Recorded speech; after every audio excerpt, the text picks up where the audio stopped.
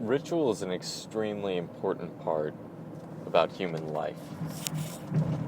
Without rituals, our lives can seem boring, bland, bare, devoid of any real significance. To make something sacred means to remove it. Kiddush, the Jewish word, the Hebrew word for holy or sacred, also means removed, placed aside. And what ritual space is essentially placing aside certain things, it doesn't matter really what they are, as holy, and then worshiping that holy thing as holy, not because it may pertain to any holy thing in and of itself, but because by our very worship and ritual, it becomes holy. Sacrificing the mundane to the holy is one of the things that makes us human. It's our God ability. It's our inspiration, where we can actually breathe light and create things larger than life. That's pretty amazing. And what's fascinating is that cultures all throughout time have engaged in this practice, and it's only until recently, with all the reform movements and radical atheism, that it seems like we've gotten so far away from ritual. And look, I'm not talking about dead, boring rituals like, going to Reform Synagogue every year to perform high holiday movements that are boring and bland and really had no significance to you or to the people prescribing them or even to the people performing them in front of you, doing those rote tasks that really have no value. I think about it in terms of the kerygma versus the church. Think about it in terms of the essence of the teaching versus, what it gets distilled and broken into. I mean, come on, how many great practices began as meaningful and special and important, but actually became things that really were devoid of any of that, any of their initial significance. Right? So without going too much about this, try it out for yourself. See if you can find a ritual space, any sort of ritual. It could be a daily sadhana. This is a ritual that you could do every single morning, like brushing your teeth before you go to bed and when you wake up in the morning. Right? It could be a daily morning meditation or daily evening meditation. Or if you want to get really fancy and switch it up into something even more profound, it could be something where you invite in the beauty of your day, the spirit of beauty for your day in the morning, and you savor her wonderful taste. And you allow light to flow over your skin, down your head, down your neck, all down to the tips of your toes as you greet the dawn. And you could do something similar for the evening. Or before you eat. Every time before you eat, you can bless your food. That's another wonderful ritual that's in so many different tribes and nations. Why? Because, God, aren't we lucky to have food? I mean, come on.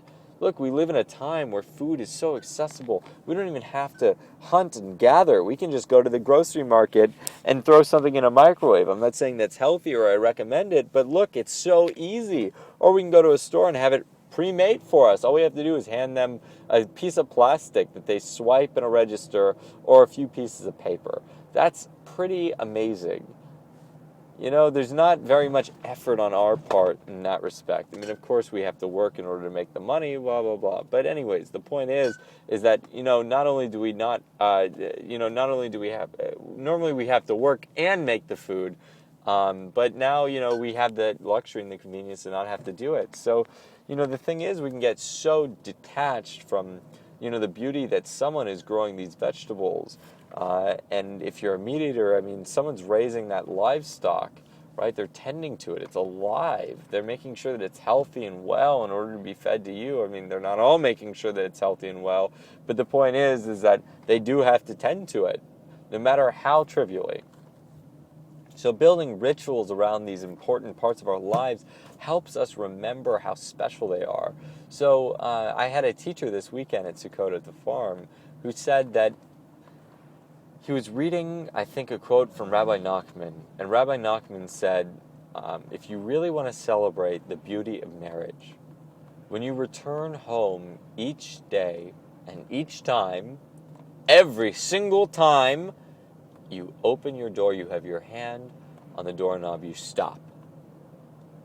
And you think to yourself, God, thank you so much. I am so lucky to be in union with this wonderful individual on the other side of this door. I am so lucky to partake in the most sacred rituals of all with her or with him. And by getting involved in this gratitude, by getting involved in this practice, we really allow ourselves to feel fully what it's like to live a sacred life, a holy life, one in which things don't just happen to us trivially, but we pay attention to them. Life just doesn't pass before our eyes. It has significance. We have history, we have tradition, and we can create it. So go out and create a few rituals for yourself and for your friends. They could be fun, they could be funny, it could be anything. But the point is that you're doing it, and you make everything more special. For example, get in a car and give yourself a little safe voyage prayer before you start moving. Look, it might seem silly at first, but if you start doing it with people, it'll become fun. They'll want to get involved with it. They'll end up sitting in your car one time when you're not doing it, and they'll say, what happened to the prayer? Expecting it. Why? Because it's fun. These things are enjoyable. Well, great. Go out there and perform some rituals. Add some spice into your life. Make something in your life sacred and worship it.